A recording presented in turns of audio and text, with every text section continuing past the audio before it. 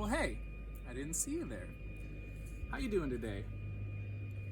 Why don't you pull up a chair? I got something I'd like to talk to you about. Gee, I hope you're as comfortable as I am. Have a raisin.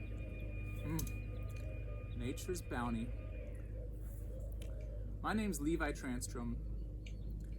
Today I want to talk to you about Martin Seligman's 3 lives or 3 orientations to happiness. By the end of this video, you'll be able to understand how you can use the 3 lives to achieve more happiness in your own life, and how you can avoid a very common trap that can rob you of your happiness.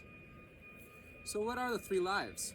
Well, Seligman proposes that each of us have 3 major aspects in our lives to happiness, which he calls our 3 lives. They are the life of pleasure, the life of engagement, and the life of meaning. According to Seligman, all 3 are important in order to have a good life. Now, in a study published in, I believe it was Social Indicators Research, they surveyed over 12,000 adults in the United States and asked about the pleasure, engagement, and meaning in their lives. They found that the 3 lives were better predictors of overall happiness than social or economic factors, and even more important than the person's personality. So the 3 lives are obviously very important in determining our overall happiness in life. But what are these 3 lives? Well, first, the life of pleasure. A life of pleasure is about the pleasure and satisfaction that you experience in your life. Pleasure is usually perceived through your physical senses, and it releases dopamine into your brain. The life of pleasure refers to the in-the-moment sensations. Examples of pleasure include eating chocolate, getting a massage, and watching a funny video. These things can help you be present in the moment and make your day-to-day life more enjoyable. Second, the life of engagement. The life of engagement is about the activities that you spend your time doing and how engaged you are in those activities. Engagement is all about your mind and your attention. Are you focused on the task at hand, or has your mind wandered? When you're engaged, time flies by and you feel in the zone. Examples of engagement might be an athlete whose sole focus in that moment is just on catching that ball, or a teacher who puts everything into ensuring that her students are really learning. Engagement helps us avoid ruminating about the past or projecting into the future. Last, third, life of meaning. Life of meaning is all about being a part of something bigger than yourself. A sense of belonging has everything to do with the effect that you feel you have on the world around you and the people in your life. When you have a life full of meaning, you feel the things you do are important and you get a deep sense of satisfaction from life. Some examples include providing for a family, serving in a church or community. So, question, which of these 3 is most important? Well, all 3 are definitely important and play a huge role in a happy life.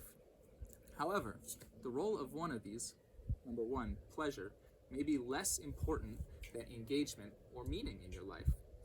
A study conducted by students at the University of Sweden for their thesis showed that engagement and meaning were actually stronger predictors of happiness, of flourishing than pleasure. What is flourishing? In a psychology sense, flourishing just means functioning well in one's personal or social life. So pleasure was less of an indicator of flourishing than engagement or meaning. Why is this? Well, the reality is those 3 lives, they're not separate or isolated. You only have 1 life to live, and Seligman's 3 lives all take place within it. Pleasure, engagement, and meaning all have connected effects on each other, and sometimes the things you do in order to experience one of these things actually decrease your ability to feel the others. Let's think of some examples.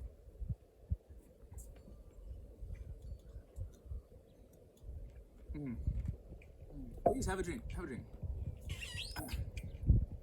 One example of pleasure, example of someone who puts pleasure above all else, might be someone like a drug addict. Now, they spend their whole lives chasing that next high, avoiding responsibility, living only for the moment. They don't find engagement in any meaningful activities because their mind's too focused on finding that next hit or too muddled to be able to focus. An example of someone who prioritizes engagement might be someone like a workaholic.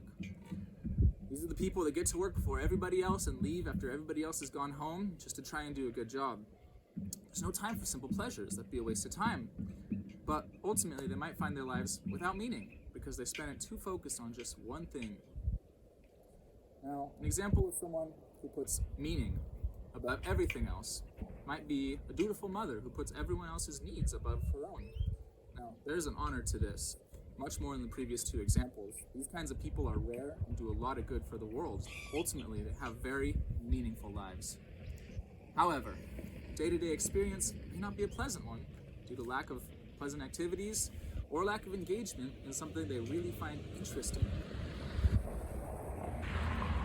So of these three examples, the one I want you to warn of the most is pleasure. Pleasure often can rob engagement and meaning from your life. For example, the pleasure that you get when you check your phone, that hit of dopamine that comes into your brain, actually robs you of your ability to be engaged. Another example might be someone who cheats on their significant other. Sure, there's pleasure involved, but it absolutely destroys the meaning and belonging that took years to build. Now, a study published in the Journal of Positive Psychology, this study was conducted by SWU and Martin Seligman himself, actually found that pleasure was negatively correlated with certain aspects of well-being, such as occupational and educational entertainment. Pleasure is dangerous because of those three lives, it's the most instantaneous. And there are tons of examples where in order to get an increase in pleasure, you actually have to make sacrifices in engagement and meaning that just aren't worth it. In closing, I just want to encourage you to think about the kinds of pleasure that you pursue in your life. Remember, engagement and meaning provide more long-lasting happiness than momentary pleasure. Make sure that pleasures in your life are not coming at the expense of engagement and meaning, and you'll have a happier, more fulfilling life. Great example of pleasure, these raisins right here. Go ahead, try one. Thank you. Have a happy life.